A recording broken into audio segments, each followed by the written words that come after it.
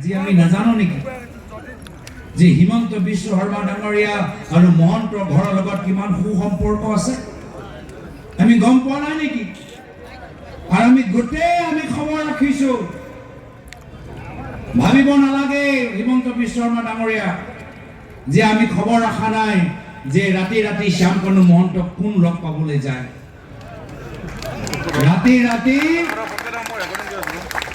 হিমন্ত বিশ্ব শৰ্মা ডাঙৰীয়া হৈ কোন শ্যামকানু মহন্তৰ ওচৰত গৈ হিমন্ত বিশ্ব শৰ্মা ডাঙৰীয়া কি বিচাৰে সেইমতে কৰিবলৈ নিৰ্দেশ দিয়ে আমি সব খবৰ পাই আছো। সেইকাৰণে আমি গম পাইছো যে কেনেদৰে শ্যামকানু মহন্তই অলপ দিন আগতে বেইলৰ এপ্লিকেশ্যন দিলে আৰু আমি গম পাইছো কিয় এতিয়া শ্যামকানু মহন্তৰ কাৰ নিৰ্দেশ মতে নিজৰ বেইল এপ্লিকেশ্যন ঘূৰাই লৈছে। নিজে বেইল এপ্লিকেশ্যন দিছে, এতিয়া তাৰ পিছত হিমন্ত বিশ্ব শৰ্মা ডাঙৰীয়া এজন প্ৰতিনিধি শ্যামকানু মহন্তৰ ওচৰত গ'ল আৰু সেইজন মানুহ যোৱাৰ পিছত শ্যামকানু মহন্তই নিজৰ বেইল এপ্লিকেশ্যন ঘূৰাই লৈছে। সেইকাৰণে যেতিয়ালৈকে হিমন্ত বিশ্ব শৰ্মা ডাঙৰীয়া অসমৰ মুখ্যমন্ত্ৰী হৈ থাকে জুবিন দাই ন্যায় লাভ নকৰে। এইখিনি কথা আমি ভালদৰে বুজি পাইছো। জয় জুবিন দা, জয় জুবিন দা, জয় জুবিন দা।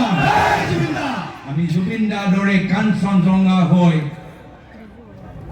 আমি থিয় দিব লাগিব ন্যায় পক্ষত, বৰ অসমৰ পক্ষত, শান্তি সম্প্ৰীতিৰ পক্ষত।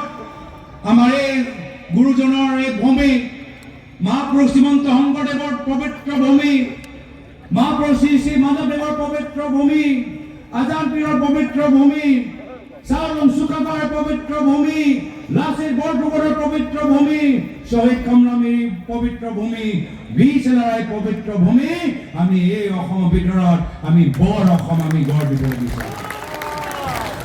সেইকাৰণে দলৰ সতীৰ্থসকল, মই বিশেষ আৰু দীঘলে ক'বলৈ বিচৰা নাই। মই মাত্ৰ এটাই আহ্বান জনাইছো যে হৈ গ'ল আমাৰ ডাঙৰ সভা। আজি আমি সকলোৱে একত্ৰিত হলো। মই উদ্যোক্তাসকলক ধন্যবাদ জ্ঞাপন কৰিলো। মাজুলী, শোণিতপুৰ, বিশ্বনাথ, লখিমপুৰ, ধেমাজি জিলা কংগ্ৰেছৰ বিষয়ববীয়াসকলক, ব্লক কংগ্ৰেছৰ বিষয়ববীয়াসকলক, মণ্ডল কংগ্ৰেছ বুথসকল, মই বিশেষ আৰু দীঘলে ক'বলৈ বিচৰা নাই। মই মাত্ৰ এটাই আহ্বান জনাইছো যে হৈ গ'ল আমাৰ ডাঙৰ সভা। আজি আমি সকলোৱে একত্ৰিত হলো। মই উদ্যোক্তাসকলক ধন্যবাদ জ্ঞাপন কৰিলো। মাজুলী, শোণিতপুৰ, বিশ্বনাথ, লখিমপুৰ, ধেমাজি জিলা কংগ্ৰেছৰ বিষয়ববীয়াসকলক, ব্লক কংগ্ৰেছৰ বিষয়ববীয়াসকলক, মণ্ডল কংগ্ৰেছ বুথ